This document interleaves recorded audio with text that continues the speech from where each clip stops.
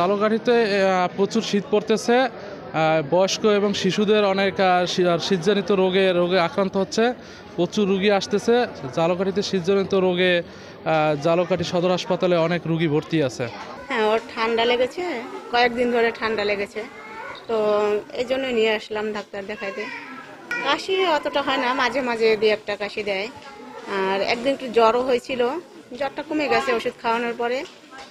এখন একটু যে ঠান্ডা আছে একটু, এই জন্য ডাক্তার দেখাতে আসছি। কিছুদিন যাবৎ আসলে প্রচুর ঠান্ডা পড়ছে ঝালকাঠিতে, তো ঠান্ডার কারণে আসলে আমার এই ঠান্ডা লাগছে।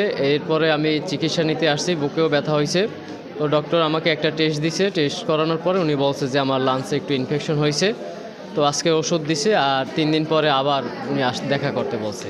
অবস্থা খুব খারাপ। আমি 9 তারিখ ভর্তি হয়েছি, এই 9 তারিখ বিকেল 3টায়।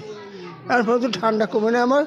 কিছুদিন আগে তো ঠান্ডা গেছে না, এই আবহাওয়া খারাপ, কিংবা মেঘলা গেছে না, এই মেঘলার ধরনের আমার ঠান্ডা হয়েছে বেশি, এই জন্য আমার শরীরে অসুস্থতা বাড়িয়ে গেছে। এই ঠান্ডা পড়ছে, এই ঠান্ডায় সমস্যা হইতেছে শ্বাসের, শ্বাসকাশ বেশি চেতে গেছে, আর এই শ্বাস করতে পারে না, খাইতে লেতে পারে না, এই অবস্থা। কাশে ডায়াবেটিস। 250-টিরও বেশি ডিজাইন অপশন নিয়ে ওয়ালটন স্মার্ট ফ্রিজ, বোঝে আপনার প্রয়োজন। শীতে তো ওই বাড়ি থাকে, এবার ওই কয়দিন একটু খেলা টেলাইতে গেছে, 11টা-12টার সময় আসছে। তারপর তো আমরা মন্দ টন্দ কইছি, এরপর তো জ্বরের পর যদি খাইতে পারে না, পুরো বমি আর বমি। গত ওই কিছুদিন ধরে ঝালকাঠিতে অনেক ঠান্ডা পড়েছে, এজন্য দেখা যায় বিভিন্ন ঠান্ডাজনিত রোগ দেখা দিতেছে। এজন্য রোগীর মোটামুটি চাপ বেশি দেখতে পাচ্ছি। এজন্য আমার ভাগ্নাকে নিয়ে এই সদর হাসপাতালে আসছি।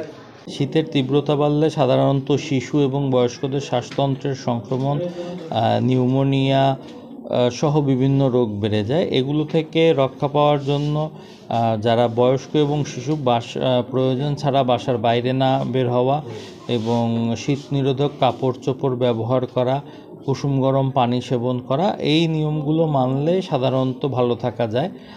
আর সামান্য রোগের লক্ষণ দেখা দিলেই সেই ক্ষেত্রে নিকটস্থ চিকিৎসা কেন্দ্রে যোগাযোগ করলে, প্রাথমিকভাবে চিকিৎসা করলেই এই রোগগুলো নিরাময়ের দিকে চলে যায়। আর অতিরিক্ত জটিল হলে অবশ্যই হাসপাতালে চিকিৎসকের শরণাপন্ন হয়ে ভর্তি হতে হবে।